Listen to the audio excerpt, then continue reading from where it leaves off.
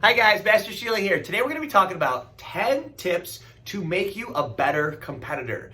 This is going to be a great video, and please guys, if you haven't yet, do hit that like button, hit that subscribe button, all that great stuff. It keeps me sending this information out to you. Let's get started. So the first thing that we want to do is, if we are getting ready for a competition, is we want to train about 4 weeks out. Now, 4 weeks is an important number because most people with their daily lives don't have enough time to train like a professional fighter or boxer, where they do 6 months to a year and that's all they're doing, and they're doing 5 hours a day, right? So for us, realistically, by us always training consistently, but really putting some extra pressure for 4 weeks out, I think that's a great marking point, and that's a great place to start because it's realistic. It gives us a goal to set for, and you don't burn out either. That's another part, right? So the reason a boxer can train for hours and hours and hours a day every day for a year is because that is their only job. That is what they do. They're not doing anything else.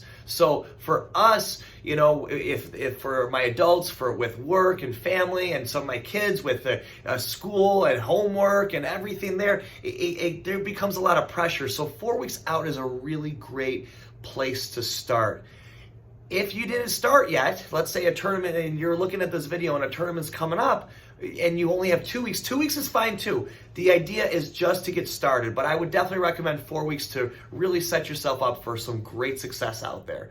And what I would do is literally look at the calendar, circle the tournament date, and then start it literally 4 weeks out that way, and set it up that way. And I think that's going to help you, because now you're going to look at it and go, wow, I have something I'm really training for and looking for.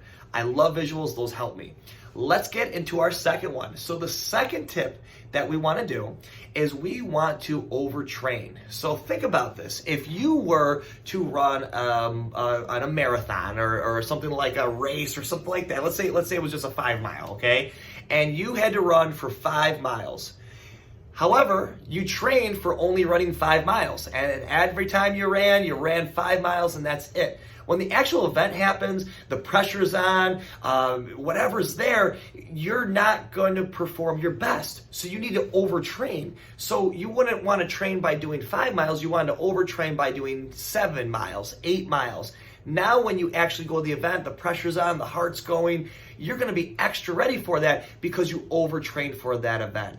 How do we overtrain as martial artists? Well, I would recommend when you're doing your form, your kata, your hyung, we call them hyungs in Taekwondo, whatever you're doing, your pattern, your form, get the heart going, put some pressure on, do your form 10 times, and then hit it the last time as hard as you can, like you would at the tournament. Maybe jump rope, maybe go for a little run and then do your form. Put the pressure on, overtrain. Same thing goes for when we're getting ready for a sparring division. So let's say a sparring match is 3 minutes. Well, you don't want to just train for 3-minute matches. You want to overtrain it. So I would train for 4 minutes, 4.5 minutes. That way you're really setting yourself up for that success. And if no one's around you, how do you train for sparring? You go in the mirror and you do shadow boxing, right? You look in the mirror and you just go for 4.5 minutes straight. That's a great way for you to overtrain when no one's around. So again, guys, tip number 2 is going to be to overtrain, okay? Let's get into our third one. So our third one is, we live in this wonderful time of age where we can film things, right? So right now, I'm actually filming this video on my phone. Back in the day when I was a kid, I remember my dad would have this big, I don't even know what it was called, but he would film me, doing my martial art tests or tournaments or anything. It looked like a bazooka. It's huge. And it was very, very difficult because you had to charge it, you had to set it up, and it just wasn't realistic to do. Right now, we have these phones and they're always accessible to us. So what I would recommend is film the video, film yourself competing, film yourself doing your form, and literally look at it and see where you are. That's going to help set you for success because you can see what you're actually doing there.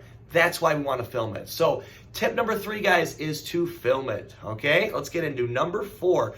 Number 4, this has to happen a little bit after an actual tournament happens, but you want to ask the judges how you did. I would prefer you to ask the center judge. The side judges tend to have a little less experience, so the center judge usually has the most experience. After a match, go to a judge and ask them how you did and ask them what you can improve on. By doing this, you're going to see exactly what the judge was looking for, and you can see exactly what you need to train and practice. Remember, when you're practicing with instructors, you're practicing in private lessons, those are great, those are wonderful, but the pressure isn't on. The pressure is only on when you're actually in the moment. So put that pressure on, and then at the end of the event, now go to the center judge and ask them what you can do to improve yourself. So guys, that was tip number 4. Let's get into tip number 5. Tip number 5, understand that failure is part of the process to become a success, okay? So we always say that failure, every time you have failure, it's almost like you're crossing a pond of success. And every time you have that, it's almost a stepping stone. You fail, there's a big stone in the water you can step on. You fail again, there's another stone. You fail again, there's another stone. And over time, these failures will actually help you with success, but you have to set your mind for it first. If in your mind you're already failing and you're going hard on yourself and you say, I can't do this and I'm not good enough and et cetera, well, you're never going to hit that success. You need to take failures and understand that those failures are stepping stones. So team, failures are stepping stones to actually get us to success. You will always succeed if you don't give up. So don't ever give up. That is tip number 5. Let's get into tip number 6. So tip number 6, this is a super easy one. Go to class.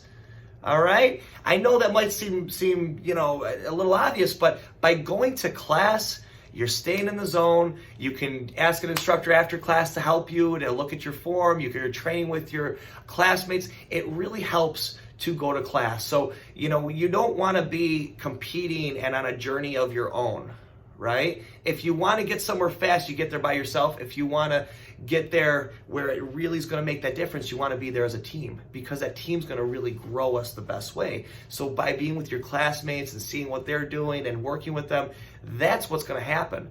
You don't want to just get somewhere by yourself. You want to get there with a team. That's the key right there. So make sure, guys, going to class, I know it's a super simple one, but that is tip number 6.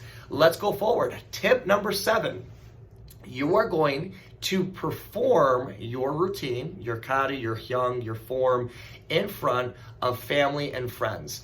People that don't know martial arts, okay? Unless they do know martial arts, then you have to kind of reach outside of that circle and find people that don't. Why do I want you to do that? Well, the idea is you're putting pressure on, kind of like when we went back to one of our original tips right there, where we overtrain. This is another way we can overtrain, because we're putting the pressure on, right? So as a martial artist, I know how to impress other martial artists, but if you can get yourself in that mind frame of saying, hey, how can I impress somebody that doesn't know what they're looking for, and impress them and show, hey, give a little feedback, sometimes their tips can really help us to succeed, because they're not looking from a martial arts standpoint. They might be looking at just from a performance standpoint.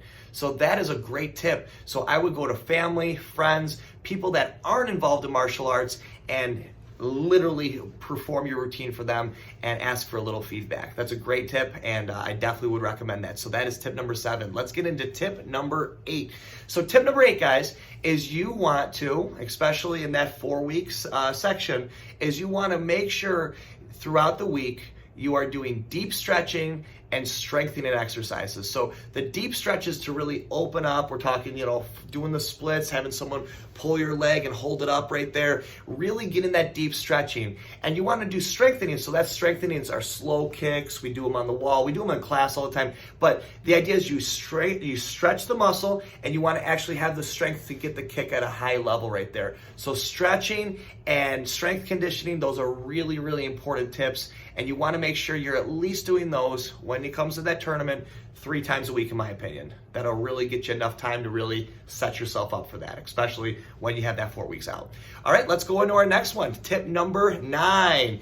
Team, you want to jump rope. Why do we jump rope? Well, the idea is in sparring, we have something called flat-footed. If you're flat-footed, that means you're standing still, your feet are on the ground, and you're not moving at all. What happens with that is your reaction time is not fast, and you're just not going to be able to perform at your peak right there. So what happens is when you're going forward and you're moving into that direction, you want to make sure you're jumping rope. Now, jumping rope's going to happen by you're bouncing and sparring, right? So a target that's moving is a lot harder to hit than a standing still target, right? So if you're a moving target, that's going to help. But how do you get to that point? Jumping rope. And I'll make another video on how to properly jump rope if you don't know how to. We're just not going to cover that today. But the tip number 9, guys, is to jump rope. Let's get into our last tip, our number 10. So number 10, this is a really important one. I just want to share a quick story with you guys. So I was on one of my first tournaments, and I'll never forget this. The person that was driving put a CD in, okay, and the CD was a CD on visualizing. And I never really knew what visualizing was until I was listening to that. And I was a teenager, young teenager at this point.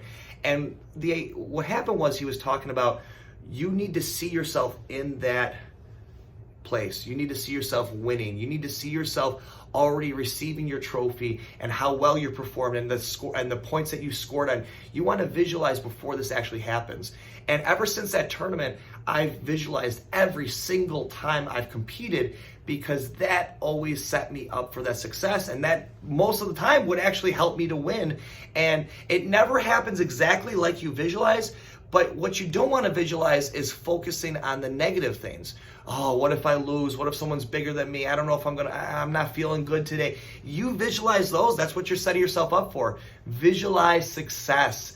That is the key. That is the best thing that you could possibly do to get yourself to that next level. So let's do a quick recap, guys. So number 1, train 4 weeks out. Number 2, overtrain. Number 3, film it. Number 4, ask the judges. Number 5, understand that failure are stepping stones to success. Number 6, go to class. Number 7, perform to your family and your friends.